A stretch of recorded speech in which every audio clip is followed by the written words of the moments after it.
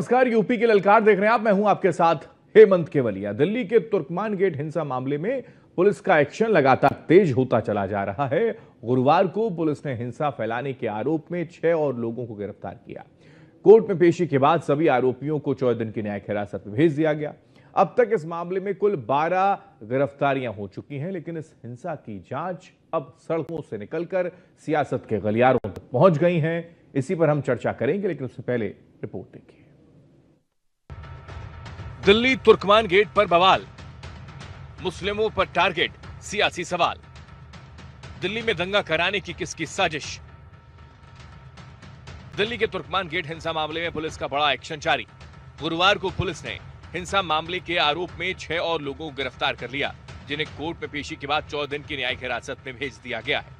Police अब तक इस मामले में 12 लोगों को गिरफ्तार कर चुकी है और पुलिस हिंसा वाली जगह से सबूतों को इकट्ठा करने में जुटी है। साथ ही सीसीटीवी, ड्रोन और बॉडी कैम के वीडियो से आरोपियों की पहचान की जा रही है। पुलिस तुर्कमान हिंसा के मामले में अब तक उन लोगों की भी पहचान करने में जुटी है जिन्होंने सोशल मीडिया पर लोगों को भड़काने का काम किया था। भड़काने की फेयर में सपा का कनेक्शन भी सामने आ गया। सांसद नदवी की वीडियो वायरल होने के बाद पुलिस इस एंगल से भी जांच कर रही है, जिस पर सपाइयों की ओर से सफाई दी जा रही है। साथ ही सियासत भी इस पर गर्म है, क्योंकि इस मामले में बड़ा बयान बीजेपी अल्पसंख्यक मोर्चे के राष्ट्रीय अध्यक्ष जमाल सिद्दीकी ने दे दिया, जिसमें उन्होंने कहा ये बहुत बड़ी साजिश है। यूपी में चुनाव आने वाले हैं और सपा लोग दंगे के आंच पर अपनी रोटी सेकना चाहते हैं। ये सोची समझी साजिश के तहत दिल्ली में दंगे करवाने के लिए यूपी से प्लानिंग हुई है। उसमें मुहिबुल्लाह नदवी जी जो हमारे सांसद हैं रामपुर के, उनको ठेका मिला हुआ है और इसलिए वहाँ पर वो जाकर लोगों को भड़काए। जो उग्रवादी ताकतें थीं उनके साथ बैठक की उन्होंने और उनको सुनियोजित तरीके से वहाँ पे हमला करवाया गया। ये दंगे की एक साजिश थी, वरना वहाँ पर तो ऐसी कोई बात थी नहीं। लेकिन अवैध अतिक्रमण करके वहाँ के जो कारकुन लोग थे, जो कमेटी के लोग थे, जो नफरत फैलाने वाले लोग हैं, उन्होंने वहाँ पर धन उगाही करके उसका पैसा गैर इस्तेमाल किया और ये सरकार की नज़र में आया और सरकार ने भी उसको समर्थन दिया और कोर्ट ने भी आदेश किया कि जो अवैध निर्माण है उसको हटाया जाए। वहाँ पर असामाजिक तत्व थे, उनको मिलाकर नदवी साहब ने दंगा करवाकर हिंदू मुस्लिम करने का काम किया है, जिससे उत्तर प्रदेश में उनको पोलराइज करने में आसानी जाए। ये निंदनीय है। उनका वीडियो आ गया है, तो मैं यहाँ की सरकार से तत्काल गुजारिश करूंगा कि उनको गिरफ्तार किया जाए। कोई बोल ही ना सके। इमाम भी तो हैं, वो मस्जिद के इमाम भी तो हैं। आप मस्जिद के ऊपर जाकर के बुलडोजर चला रहे हो तो इमाम साहब क्या करेंगे, पूछेंगे तो? वो मस्जिद के इमाम भी तो हैं। हो सकता है भाजपा जिस तरह के एजेंडे के ऊपर चल रही है और भाजपा के निशाने पर जिस तरह से मुसलमान हैं, बस मैं अखिलेश जी से इतना निवेदन और करूंगा कि मुसलमान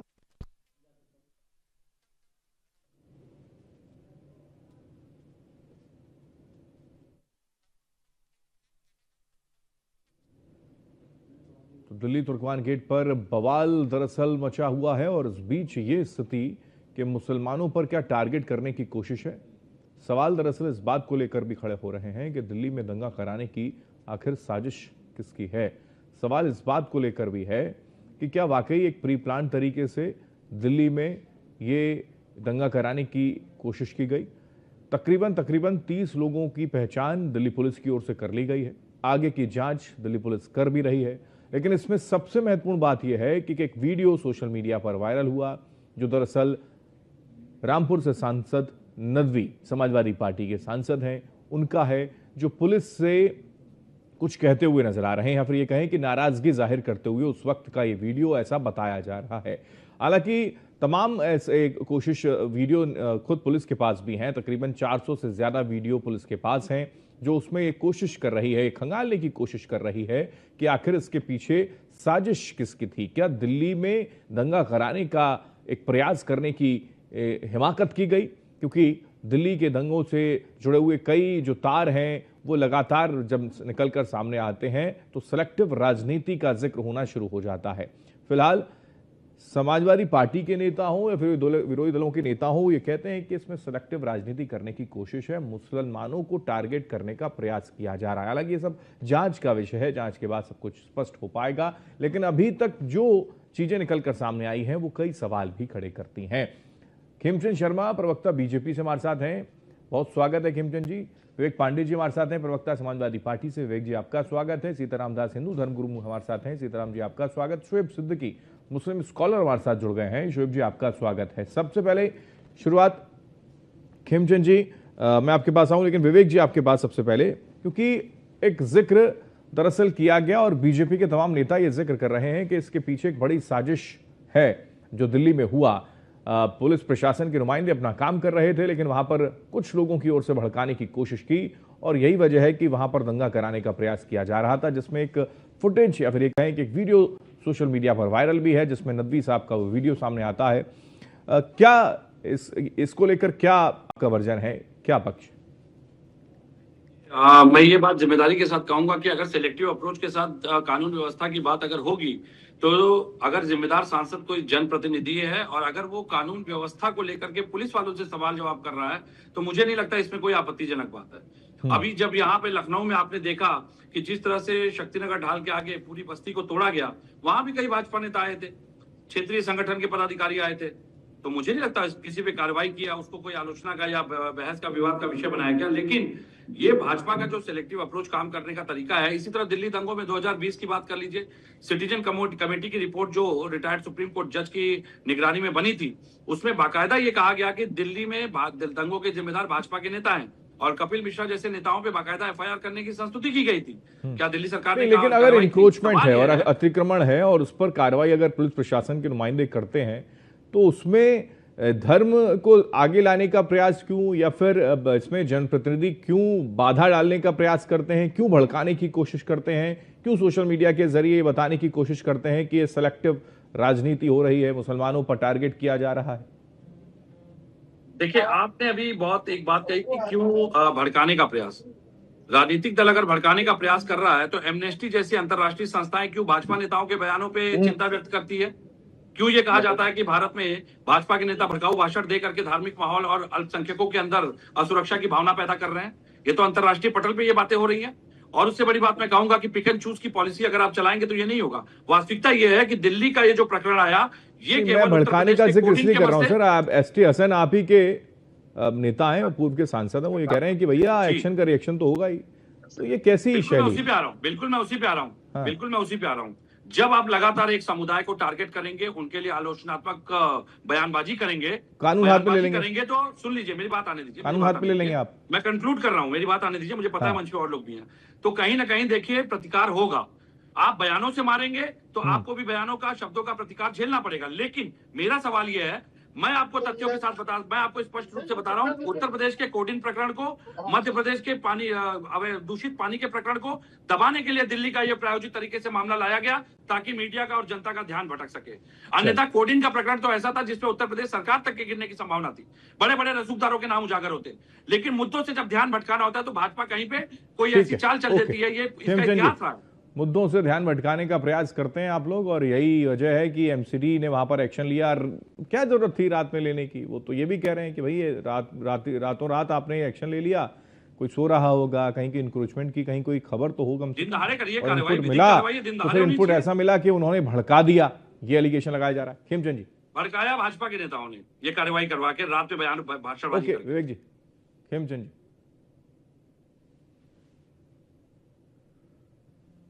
जी खेमचंद जी, आवाज आ रही है सर? चलिए, खेमचंद जी से आवाज नहीं पहुंची शायद। शोएब सिद्दीकी हमारे साथ हैं, मुस्लिम स्कॉलर हैं। शोएब जी, आवाज आ रही है आपको? आवाज आ रही है आपको?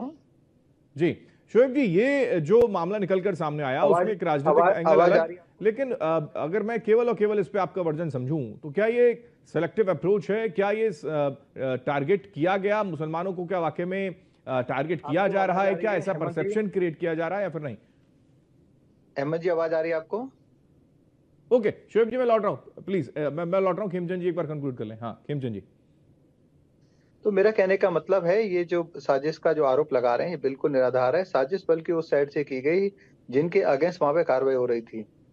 और ये दंगा भड़काने का हम सब जानते हैं कौन करते हैं, कौन सी पार्टी वाले लोग हैं। वो वही लोग हैं जो मुस्लिम तुष्टीकरण की राजनीति करते हैं, जो मुल्ला मौलवियों की राजनीति करते हैं, हम सबकी राजनीति करते हैं, जिसमें सबका मतलब हिंदू। जी, इनका नेटवर्क इशू है भाई। चलिए, लगता है आपकी आवाज मेरे तक नहीं आ रही है डिजिटल इस युग में, और आप ही की आवाज नहीं आएगी हम तो कैसे काम चलेगा। ठीक है शोएब जी, अपनी बात रख दें आप।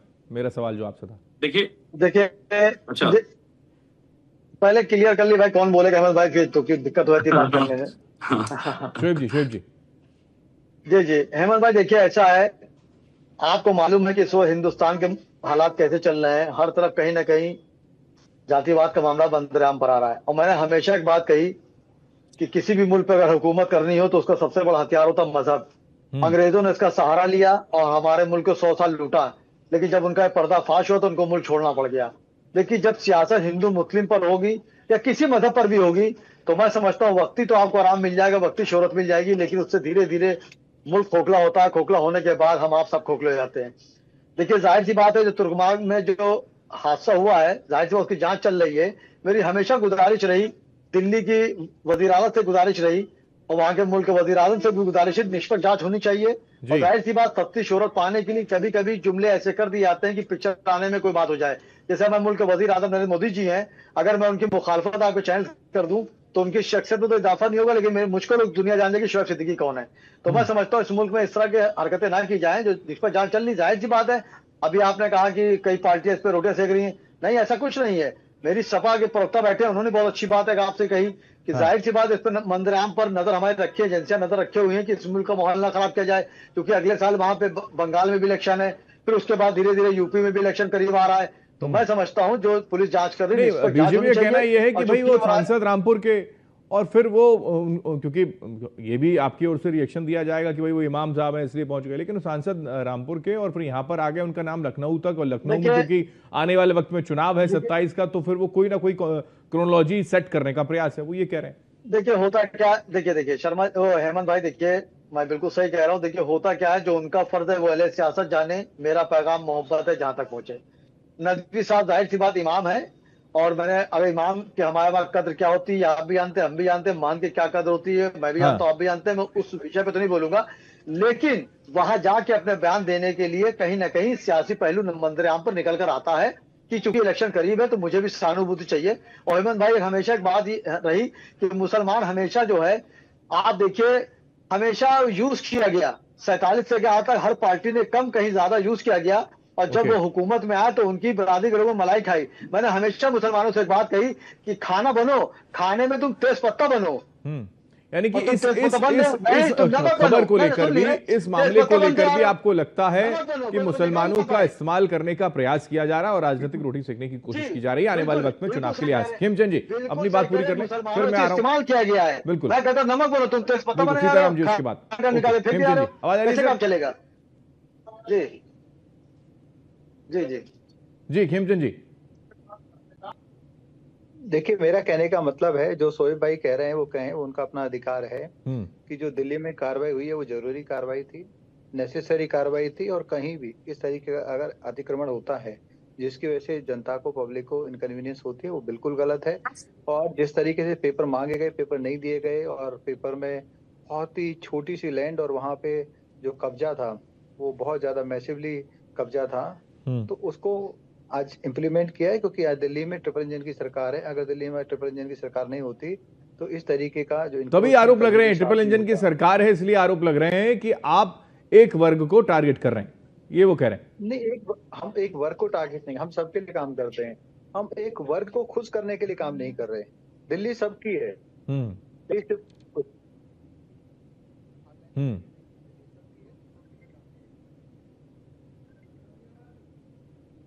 जी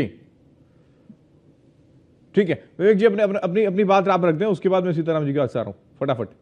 देखिए, मैं दो बातें बड़ी स्पष्ट रूप से रखना चाहता हूं कि अगर इनकी कार्रवाई बड़ी निष्पक्ष है तो सुनारी बाग मस्जिद 24-25 का मामला था, न्यायालय ने इनको फटकार लगाई। सराय खाले और पुरानी दिल्ली के मामले में जिस तरीके से मस्जिदों को हटाने के लिए लगातार नोटिस पे नोटिस जारी कर रहे थे, जबकि मामला कोर्ट में विचाराधीन था, हाईकोर्ट ने भी इनको फटकार लगाई। तो दिक्कत यह है कि फटकार खाते खाते इनके अंदर की जो नैतिकता है वो मर चुकी है। सबसे बड़ी बात यह है कि बार बार ये फटकार खाते हैं। और उससे बड़ी बात मैं फिर कह रहा हूं, उत्तर प्रदेश के कोडिन मामले से ध्यान भटकाने के लिए, चूंकि वो मामला इनकी सरकार, उत्तर प्रदेश में आने वाले समय में चुनाव है, और उस मामले से ध्यान भटकाने के लिए कहीं ना कहीं उन्होंने ध्रुवीकरण करने का प्रयास किया। तो आप ध्यान बना के रखिए ना, जनता के बीच में आप ध्यान बना के रखिए कि कोडिन का मामला बड़ा मामला है, सरकार बार बार इस पर जवाब दे, आप बार बार सवाल पूछिए, आप ग्राउंड पर रहिए, एक्टिव रहिए और ये जनता तक पहुंचाइए कि वर्तमान में सरकार क्या कर रही है। ठीक है, आ रहा हूं सीताराम जी। ओके विवेक जी, आ रहा हूं।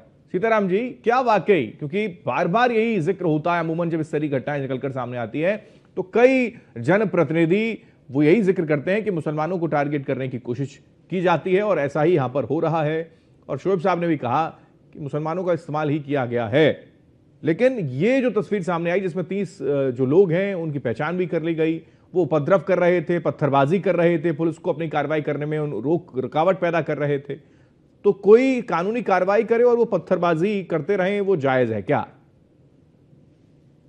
सीताराम जी, देखिए, जिस तरह से अवैध अतिक्रमण जो है किया जा रहा था उसको हटाने के लिए प्रशासन के ऊपर पथराव करना दुर्भाग्यपूर्ण है। और वहीं पे कुछ लोग ऐसे ओछी मानसिकता के लोग राजनीति करते हैं, कहते हैं धर्म की राजनीति करती है। दुर्भाग्यपूर्ण है देश के लिए। जिस तरह से जो है सरकारी जमीन को जो है अतिक्रमण किया जा रहा, अवैध अतिक्रमण किया जा रहा, पार्क बनाया जा रहा, वसूली की जा रही है जनता जनार्दन से, और उसके बाद उसके ऊपर कार्रवाई होती है कोर्ट के द्वारा, तो पुलिस के ऊपर पथराव करना, प्रशासन के ऊपर पथराव करना दुर्भाग्यपूर्ण है। और लोग उसके पक्ष में आकर के बोलना प्रारंभ करते हैं, ये और दुर्भाग्यपूर्ण है देश के लिए। देश को किस बेड़े में ले जाना चाहते हैं, गर्भ में ले जाना चाहते हैं क्या? आप लोगों की क्या भावनाएं हैं? वहां पे एक पार्टी के लोग आकर के जो है मजब्बत करता है किसी धर्म का, ये तो अत्यंत तुष्टिकरण की घिनौनी कुकृत राजनीति करने वाले लोग हैं। निष्पक्ष रहिए और सत्य के साथ रहिए, सत्यमेव जयते की धारणा को विभाजित करिए, यतो धर्म ततो जय की स्थापना देश को विभाजित करिए। इस तरह से अनैतिकता कतई बर्दाश्त करने योग्य नहीं है। वो कह रहे हैं कि अनैतिकता तो आप लोगों ने की, यानी कि एमसीडी ने जो कार्रवाई की, प्रशासन ने जो कार्रवाई की, वो आधी रात में क्यों की, वो ये भी सवाल खड़े कर रहे हैं। तो क्या ऐसा करना भी ठीक था, एक पक्ष अगर हम समझें? वहां सारा डॉक्यूमेंट देने में विफल हो जा रहे हैं, कोई अपना साथ दे रहे हैं। और मस्जिद पे जो है कब्रिस्तान पर वहां कोई कार्रवाई नहीं की गई है। वहां जो नक्शा नजरी दी गई है ABC और A और B पे कार्रवाई जो की जा रही है वो ना मस्जिद पे कार्रवाई की जा रही है, न वो कब्रिस्तान पे कार्रवाई की जा रही है। वो स्पष्ट रूप से सरकारी जमीन पे अतिक्रमण जो किया गया है उसकी कार्रवाई की गई। आप स्वयं उस अतिक्रमण को हटा दिए होते तो फिर कार्रवाई नहीं करनी पड़ती। आप जान रहे हैं अतिक्रमण भी किए हुए हैं। ओके, विवेक जी से सवाल ले लो, उसके बाद मैं खीमचंद जी आपके पास आ रहा हूँ। शोएब जी कुछ कह रहे हैं, शोएब जी कह दीजिए फटाफट से। शोएब जी, क्योंकि ये कार्रवाई अगर हो रही है तो कहीं ना कहीं कानूनी जो आप पूरी तरीके से अवैध अतिक्रमण आप लोगों ने कर रखा है तो कानूनी कार्रवाई तो की जाएगी, चाहे संभल में हो रही हो कार्रवाई, चाहे दिल्ली में हो रही हो, तो फिर उसमें अड़चन पैदा तो नहीं करनी चाहिए। अवैध अतिक्रमण समाजवादी पार्टी ने नहीं कर रखा है। वहां पर जो जनता है, जो नागरिक है, जो लोग हैं, उनके ऊपर ये परिचर्चा है। तो हम लोगों ने अतिक्रमण कर रखा है ये कहना अतिशयोक्ति हो जाएगी।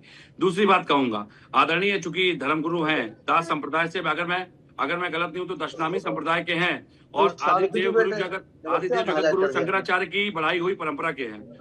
इनको देखना होगा। देखिए, आज हमारे जितने भी महंत हैं, संत हैं, चाहे जो भी धर्माचार्य हैं, उनके अंदर एक परिपाटी चल पड़ी है कि अगर मुस्लिम है तो उसकी आलोचना करो, मुस्लिम संप्रदाय से जुड़ा मामला आलोचना करो। नहीं, बीजेपी अल्पसंख्यक मोर्चे के जो अध्यक्ष हैं, राष्ट्रीय अध्यक्ष हैं जमाल सिद्दीकी साहब, वो ये कह रहे हैं, विवेक जी वो कह रहे हैं कि ये एक बड़ी षड्यंत्र करने का प्रयास था, लखनऊ से षड्यंत्र हुआ, दिल्ली तक हुआ है, वो ये कह रहे हैं।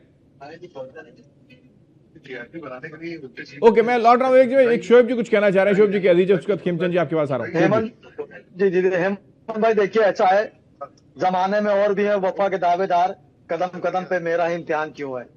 देखिए, अभी आप हाल में ले लिए, 30 सेकंड में बात खत्म कर दूंगा, कहीं कहीं बात आती है। बांग्लादेश में मामला चल रहा था, टारगेट पे शाहरुख खान को लिया गया था। हमें हर डिबेट पे मैंने कहा, हर चैनल में मैंने बात कही कि BCCI के जो चेयरमैन है, अध्यक्ष है, वो कब अपना जवाब देंगे, कब उसको हटाएंगे। बाहर बैठाया, जो हमारी एम्बेसी उसको बंद करिए, बांग्लादेश में जो पेट्रोल हटाने दी दे रहे उसको बंद करिए, फाइनेंशियली तोड़िए। किसी ने, अहमद भाई पुरानी बात है, किसी को खत्म करना हो तो जिक्र मत करिए, खत्म हो जाएगा। अगर आप उसकी बुराई भी करते हैं, इससे मेरी दुनिया बुराई करती है शोएब साहब की, मुझे तरक्की पा रहा हूं, मैं जलता नहीं, उनको दुआ करता हूँ।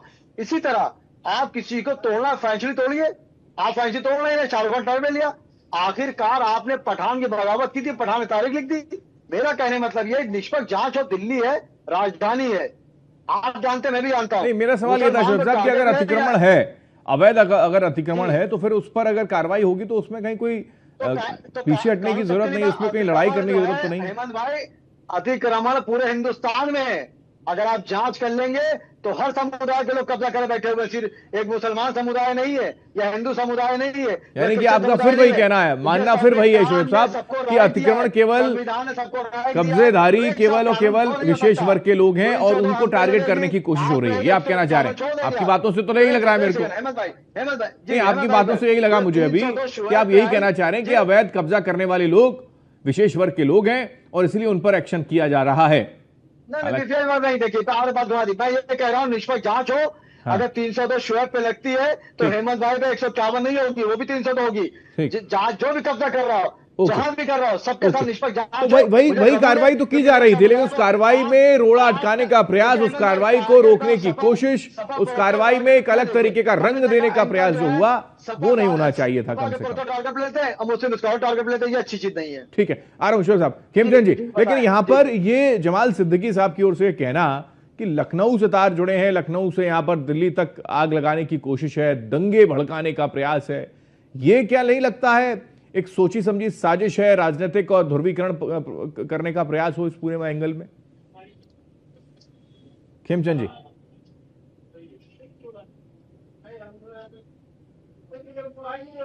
खेमचंद जी अनम्यूट कर लीजिए। ये देखिए आरोप है, हमारी सरकार हमको दंगा कराएंगे। हम दंगा के आधार पर राजनीति नहीं करते, हम काम के आधार पर राजनीति करते हैं, विकास के आधार पर राजनीति करते हैं। उत्तर प्रदेश में दंगे के आधार पर नहीं जीते, हम काम के आधार पर जीते। वहां पे योगी और मोदी जी का जो मॉडल पूरा पॉपुलर हुआ, गांव-गांव में घर घर तक जिसने सेवा की और डेवलपमेंट और वहां पे लॉ एंड ऑर्डर को बेटर किया, उसके दम पे हम उत्तर प्रदेश में जीते। ये क्या कह रहे हैं कि हम वहां पे दंगा करा के जीतेंगे? क्या हम बिहार में दंगा करा के जीते? नहीं, वहां भी हम लोगों ने जो एक पॉजिटिव मॉडल प्रस्तुत किया उसके आधार पर हम जीते। दिल्ली में जीते, हरियाणा में भी हम क्या दंगा करा के जीते? नहीं, वहां पे भी हमने जो काम किया था पॉजिटिव मॉडल के आधार पे हम पुनः हरियाणा में जीते। तो हमारा जो मॉडल है वो डेवलपमेंट का मॉडल है, जो कि मोदी जी का मॉडल है, जो उत्तर प्रदेश में आने वाला है। और बाकी देश में हमारे लोकल नेता प्लस हमारे आदरणीय प्राइम मिनिस्टर मोदी जी का जो विजन है और मोदी जी को भी जो अंत्योदय का संकल्प, नहीं वो विपक्ष बार बार यही कहता है कि जब चुनाव नजदीक आता है तो आप पोलराइज करने का, ध्रुवीकरण करने की कोशिश करना शुरू कर देते हैं, यही हो रहा है। ना हमने बिहार में किया, ना यूपी में किया, ना दिल्ली में किया, ना हरियाणा में किया, कोई पोलराइजेशन नहीं है। हम पोलराइजेशन विकास के आधार पर करते हैं, काम के आधार पर करते हैं और काम के आधार पर पोलराइजेशन हम करते रहेंगे। विवेक जी, आखिरी कमेंट। मैं तो देखिए बड़ी स्पष्ट रूप से कहूंगा कि जब दिल्ली दंगों में सिटीजन कमेटी की रिपोर्ट में बीजेपी नेताओं की और बीजेपी के गृह मंत्रालय की भूमिका संदिग्ध रूप से बताई गई तो कार्रवाई क्यों नहीं हुई? पिक एंड चूज क्यों ना माना जाए? भाई रिटायर्ड जस्टिस की रिपोर्ट में बाकायदा ये चीज आती है और आप उसको दरकिनार कर देते हैं। अपने नेताओं को बचाने के लिए तो आप हाथ पार कर ही रहे हैं, अपने खुद के मुकदमे वापस लेकर के बैठे हैं। तो माफ कीजिएगा, पिक एंड चूज इस देश में चल रहा है। ये बात अंतरराष्ट्रीय संस्थाएं भी बोल रही हैं और एक भाजपा के प्रवक्ता के केवल कहने से क्लीन चिट नहीं दी जा सकती है। अगर सरकार वाकई निष्पक्ष होती तो रात में कार्रवाई नहीं करती, विधिक कार्रवाइयां दिन में होती हैं, दिन के उजाले में। अगर इतना डरता तो दिन के उजाले में आना चाहिए था। और अपील का अधिकार अभी उनके पास पेंडिंग था। कोर्ट ने केवल नोटिस जारी की थी अधिकारियों को। डिमोलिशन की इतनी जल्दी क्या थी? डिमोलिशन लाने की इतनी जल्दी क्या थी, बताइए मुझे। चलिए ठीक है, वक्त की कमी है, चर्चा को विराम देना होगा। माफी के साथ रोक रहा हूं सभी को। बहुत शुक्रिया विवेक जी हमारे साथ जुड़ने के लिए, खेमचंद जी बहुत शुक्रिया, सीताराम जी बहुत शुक्रिया, शोएब साहब बहुत शुक्रिया आपका भी हमारे साथ चर्चा में जुड़ने के लिए। कुल मिलाकर इस पूरे मामले में ध्रुवीकरण करने का प्रयास और कहीं ना कहीं किसी तरीके से फायदा सियासी लेने की अगर कोशिश हो रही है तो बड़ी हैरानी है कि एक विशेष वर्ग को क्या वाकई टारगेट करके राजनीतिक रोटियां सेकने की कोशिश होती है, जो दिल्ली के इस मामले को लेकर हुआ है क्या, और वाकई क्या समाजवादी पार्टी के सांसद का इसमें कहीं बड़ा कनेक्शन है क्या? हालांकि जांच का यह विषय है, दिल्ली पुलिस इसको लेकर जांच कर रही है, 30 लोगों की पहचान हो चुकी है, आगे और भी कई जांच की परतें खुलती हुई नजर आएंगी। इसी के साथ खास पेशकश में आप देखते रहिए न्यूज़ इंडिया। नमस्कार।